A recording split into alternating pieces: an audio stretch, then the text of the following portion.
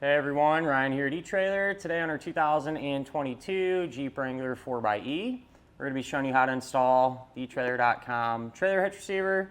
Before we do that though, let's take a minute, check this out, and make sure it's going to work for you. So for those of you whose Jeeps did not come equipped from the factory with a hitch and you're wanting to do some tow-in or use accessories, this is going to be a great solution for you. And honestly, there's quite a few different hitches available. If it were me, this would probably be the one I would go with. I think it'll work well in just about any situation. And personally, I think it looks the best. I say that really just because of the finish. It's a matte black carbide-type finish, and I think it matches the plastic on the bumper exceptionally well. Almost looks like a factory option. The other hitches are going to look extremely similar, set in the same place for the most part, and really the main difference with them, at least visually, is the finish. You know, some are gloss black, semi-gloss, or flat black. So if that's what you're going for, you know, you definitely have a few different options to choose from. The hitch is going to have a 2" by 2" receiver tube opening. It's a good thing, super common size, so a lot of different accessories will work with it. It's going to use the standard 5/8 pin and clip. One doesn't come with the hitch. If you need one, not a huge deal. Get it here at etrailer. A lot of times too, if you end up buying a new accessory, they'll come with one. There's something to look out for there. And the safety chain openings are a plate style, and the holes in it are going to be large enough to allow us to use pretty much any size hook that our trailer might have on it.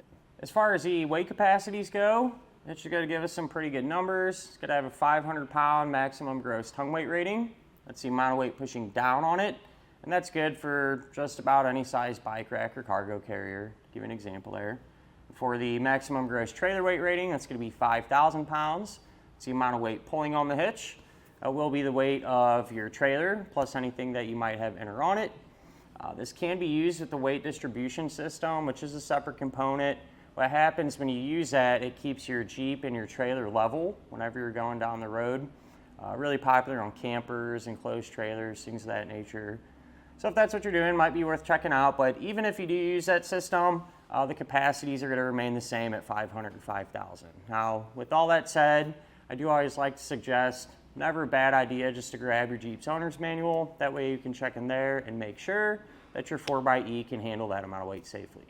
With that said, for those of you that might be looking for a hitch that has the highest tongue weight possible, maybe because you're going to use a hitch extension to help clear the spare tire for accessories and things like that, then the draw tight would probably be a better fit. The numbers or ratings for the tongue weight are a little bit higher, and you can get away with carrying more weight with that hitch using a hitch extension.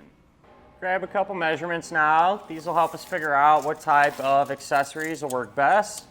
If you go from the ground to the top inside edge of the receiver tube opening, taking into account the lift that we're parked on, it's going to be about 21 inches. So for those of you pulling a trailer, you can probably get a ball mount with a drop in the shank. That 4 to 6 inch range probably work well for most scenarios.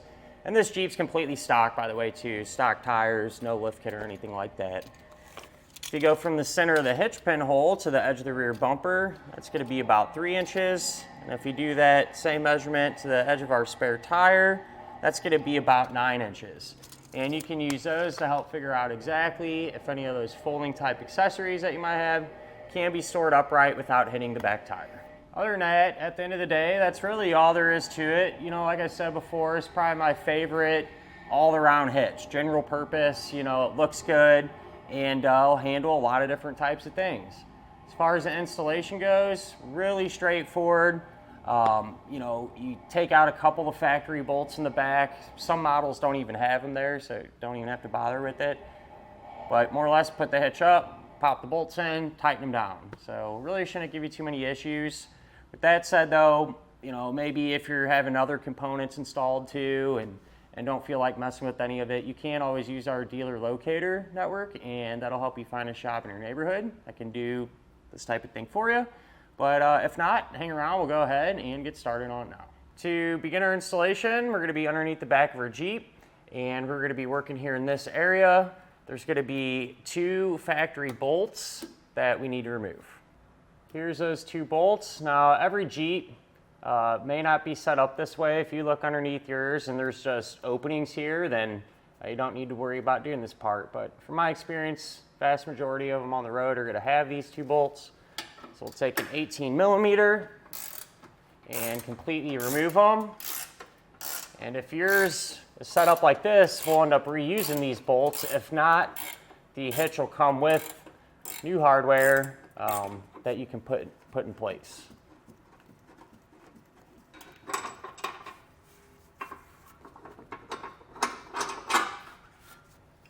These 4 holes are going to be the attachment points for our trailer hitch. And for those of you who had the 2 bolts in each end, what you do is put the hitch up, put those factory ones back in there, and then for the holes in the middle, you can take this bolt and a flat washer, and that's what you're going to use for these 2. If you didn't have these factory bolts, you'd simply just use these for all 4 attachment points. On this side, for those of you that have, that factory hardware, the hitch is going to slide in between this cross beam and this little plate here. So what I like to do is just take a wedge or something, kind of pop that in place. That'll keep it opened a little bit and make it easier to get the hitch out. We'll grab our hitch now and simply just slide it into place. Then we can come in from this side and get the hardware installed. With everything lined up, I'll probably just take the new bolts first.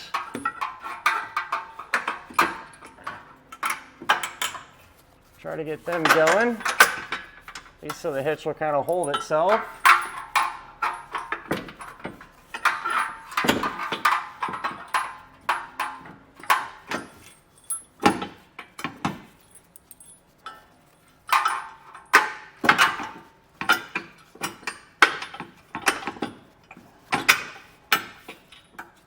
With those in, I'll take the wedges we slid in there earlier, pull them out of place, and then get the factory hardware started.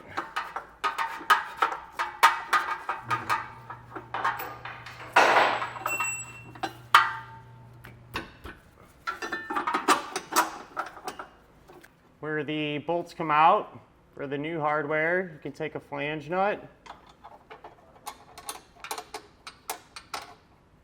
and get that threaded onto the bolt. We'll snug down the factory bolts first. We'll come in with our 18 millimeter, get that done, and we'll move on to the new bolts.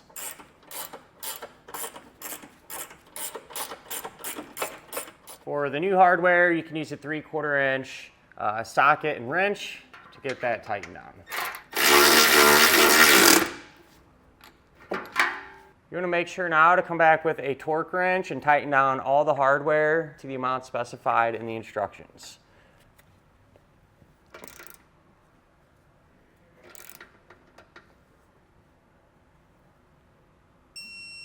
With all the hardware torqued down, you are good to go. And with that said, that'll finish up our look at and our installation of the etrailer.com trailer hitch receiver on our 2022 Jeep Wrangler 4xe.